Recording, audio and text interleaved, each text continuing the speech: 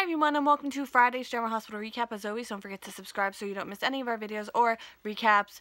So I've been tearing up my living room cleaning and it's looking pretty amazing. So the office is going to happen very soon and we will no longer have this wonderful background that I've just upgraded because I got a new pillow holder. No, what have I done? But in any event, let's get right to it. So at Franco's studio, Franco is painting like a weird self-portrait, and then Liz is at the door, and she tells him how Jake did with Dr. Maddox, and, you know, he says maybe she shouldn't, like, rush him into his next appointment.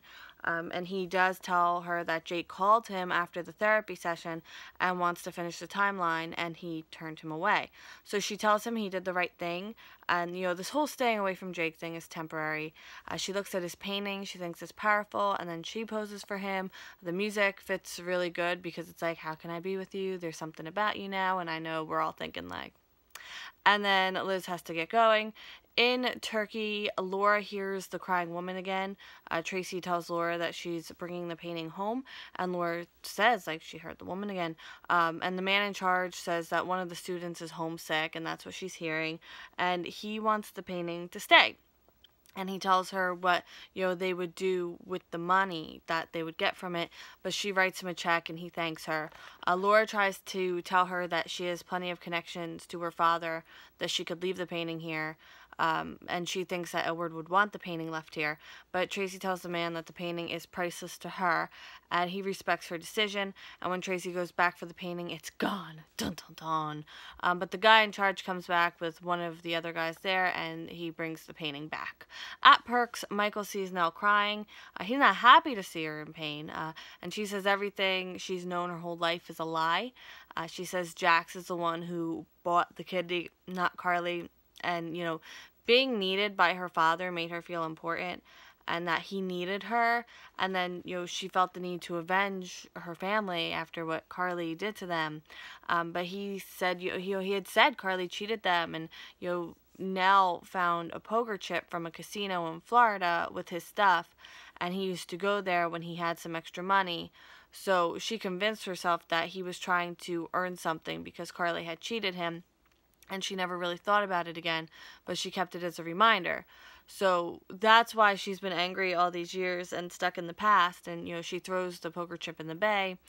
Michael asked if she considered other options because, you know, Carly brought her in. You know, she says she thought she was just easing a guilty conscience, and, you know, she was taught to see the worst in people, and all she's ever known is hatred, and she doesn't know who she is without that. But nothing feels real except how she feels about him, Michael, and he says, you know, he can't go there. She hurt the entire family. So he told her that, you know, she could choose a new path, and that gave her hope, and he says it's too late. Like, there's no way to take back what she did, but she thinks there is. She asked him to wait here, and she thinks she can fix all of it. And I'm like, if only. So at Carly's, Jax asks if they're able to come back from this. Can she forgive him? He realizes he's not being fair to her, and they'll tell Jocelyn when the time is right because she's grieving right now for her grandmother. And he also says that he's the reason his mother's dead. So he told his mother about Nell and what he had done. He confessed everything, and, you know, after how Jerry turned out, Jax was like the pinnacle of everything she did right. So once she lost that, it broke her heart. So, and Carly's like, no, like, no. But Jax wants to make it right with Nell, and Carly's like, she warns him, you know, playing with fire there.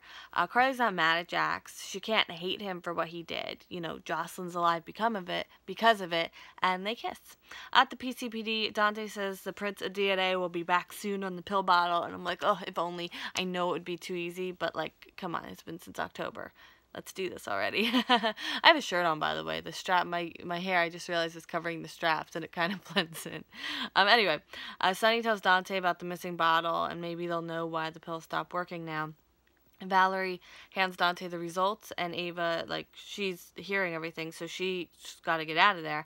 But Valerie catches her on the way out and wants to go through the evidence to claim her belongings. And Ava's like, oh. She tries to leave, but Valerie's like, well, you're already here. Why wouldn't you want to, like, just look through your stuff? So Dante looks at the file. And I'm like, just tell me, don't go to commercial. But I knew as soon as they went to commercial that my heart would be broken. There's no clear prints. The bottle changed hands too many times. Shouldn't be a surprise, but yet surprised me a little bit. And now their only hope is if one of the robbers says something, but he doesn't have much hope of that happening. And I feel like when Dante was saying that, like, he was, I don't know, kind of telling Sonny, like, yo, there's nothing we could do here. Like, we the PCPD, like, there's nothing we could do. But Sonny asked to bring the pill bottle with him. He can't, though. Dante asks Ava to wait around. He has the pills in his hand, and I'm like, yes, at least he's suspicious, right? That's all we need. We just need suspicion. So he brings her into the interrogation room, and he asks about her business with Lucy Coe and why they were in the floating rib conducting. Why wouldn't they be at the Metro Court if it was about the nurses' ball?